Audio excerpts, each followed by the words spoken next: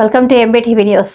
జగ్గయ్యపేట డిపోకు చెందిన hire RTC bus driver Boddu వీరబాబును గుర్తు తెలియని వ్యక్తులు డ్యూటీలో ఉన్న సమయంలో దాడి చేయడంతో తమకు తగిన న్యాయం చేయాలని డ్యూటీలోకి వెళ్లకుండా నిరసన వ్యక్తం చేస్తున్న హెయిర్ ఆర్టీసీ బస్ డ్రైవర్లు. డిపోలోనే నిలిచిపోయిన ఆర్టీసీ బస్సులు, వివిధ ప్రాంతాలకు వెళ్లడానికి బస్సులు లేక బస్టాండ్ లో పడికాపులు కాస్తున్న ప్రయాణికులు.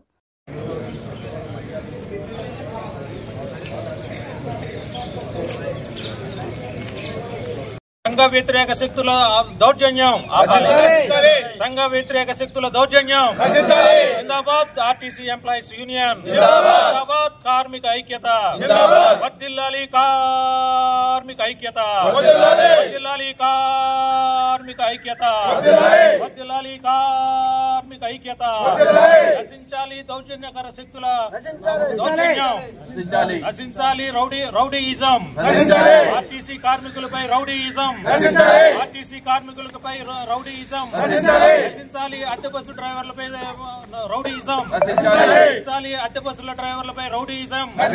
జిందాబాద్ వర్ధిల్లాలి కార్మిక ఐక్యత, వర్ధిల్లాలి కార్మిక ఐక్యత, వర్ధిల్లాలి కార్మిక ఐక్యత.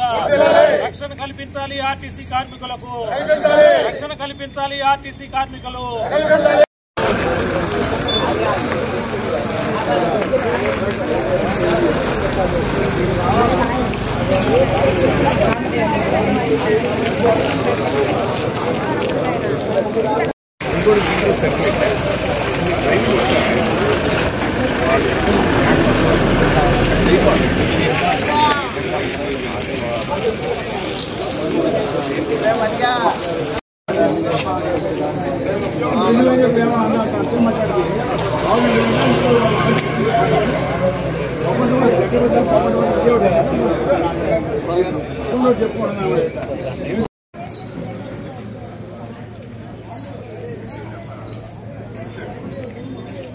ఇది షెడ్యూల్స్ వెళ్ళే బస్సులే బ్రదర్.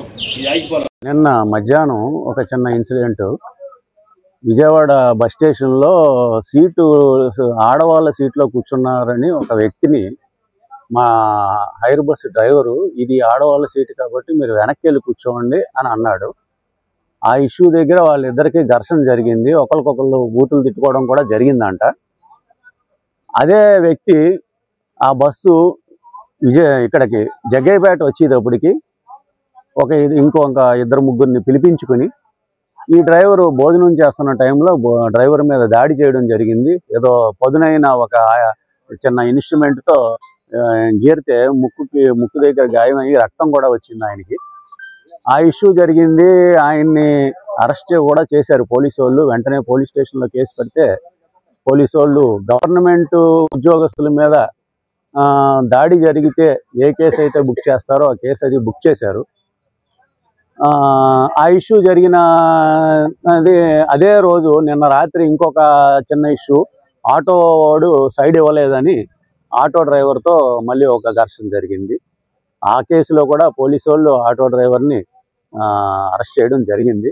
ఈ రెండు సంఘటనలు ఒకదానికొకటి జరగడం వలన వీళ్ళు మాకు ఉద్యోగంలో భద్రత లేదని కొంచెం అభద్రతా భావంతో ఈ యాజిటేషను ఇప్పటివరకు చేశారు.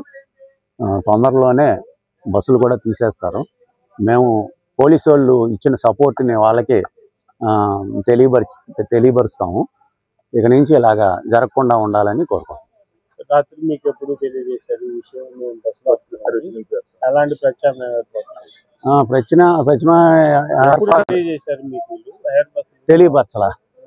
తెలియపరచలా.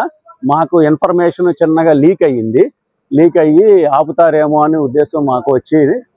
మేము కొంచెం అన్పొటెన్షియల్ రూట్లో ఉన్నాయి అన్నీ, అంటే బడి బస్సులని, పిల్లలకి వెళ్ళేటు స్కూల్ ట్రిప్పులని, అటువంటి కొన్ని విజయవాడ రూట్లో డీవియేషన్ చేయడం జరిగింది మార్నింగ్ ఇటు నుంచి. అలాగే అటునుంచి సిటీ బస్సులకి మా పై అధికారులకి చెప్పడం వలన అటునుంచి సిటీ బస్సులు వాళ్ళు పంపిస్తున్నారు. సో ఆ బస్సులు కూడా ఒక గంటలో చేరుకుంటాయి. అవి చేరుకుంటే ఇంక ప్రయాణికులకి ఎటువంటి ఇబ్బంది ఉండదు. ఇటు నుంచి జనాన్ని క్లియర్ చేసే బాధ్యత మేము తీసుకుంటున్నాం. అటునుంచి కూడా బస్సులు వస్తాయి కాబట్టి ప్రయాణికులకి ఇబ్బంది లేకుండా జరుగుతుంది. ఎయిర్ బస్సులు పొద్దున్నే ఆపినట్టు తెలిసిన తర్వాత కూడా ప్యాసింజర్లకు సమాచారం ఇవ్వలేదు. బస్ స్టాండ్ లో నిరీక్షణ చేస్తున్నారు. అంటే వాళ్ళకి ఎలాంటి సమాచారం ఇచ్చారు?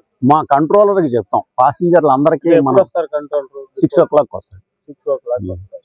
అంటే 5 గంటలకు బస్సు స్టార్ట్ అయితే 6 o'clock కంట్రోల్ అవుతారు. ముందస్తుగా తెలియజేయడానికి ఏర్పాటు చేశారు. ఫోన్లు చేస్తున్నారు, నాకే చేస్తారు. ఎవరైనా ఏ డిస్టర్బెన్స్ వచ్చినా డిపో మేనేజర్కి చేస్తారు. ఇలాగా యాజిటేషన్ జరుగుతుందని అలా తెలియపరచడం జరిగింది. ప్రత్యామ్నాయ ఏర్పాట్లు కూడా చేస్తున్నాం. ఈరోజు మీరు ఎక్స్ప్రెస్ల కోసం చూడబాకండి, ఆర్టీసీ పల్లె వెలుగులు ఉంటాయి, ఆ పల్లె వెలుగుల్లో ఎక్కేసి వెళ్ళిపోండి అని చెప్పడం జరిగింది. ఇంకోటి మీరు సిబ్బంది పట్ల సరిగ్గా జాగ్రత్తలు తీసుకోవట్లేదు అని చెప్పి మీ మీద కూడా నిర్లక్ష్యం కూడా సమాధానం చెప్పారని చెప్పేసి దాడి జరిగింది. నిన్న జరగంగానే పోలీస్ స్టేషన్కి నేను 1 o'clock కల్లా పోలీస్ స్టేషన్కి వెళ్ళడం జరిగింది. పోలీస్ స్టేషన్లో నా ఎదురుకుండానే పోలీసు వాళ్ళు ఆ వ్యక్తిని ఐడెంటిఫై చేసి తీసుకురావడం, మేము చూస్తుండగానే అతన్ని పోలీసు వాళ్ళు కొట్టడం అవన్నీ కూడా జరిగినాయి. అదే విషయం వీళ్ళకి చెప్పి, మీకేం భయం లేదు, పోలీసు వాళ్ళు ఇంతగా మనకి సపోర్ట్ చేస్తున్నారు, మీ మీద దాడి జరిగితే అందరం కూడా ఏకకంఠంతో మేము కూడా మీకు సపోర్ట్ ఉంటామని చెప్పడం జరిగింది.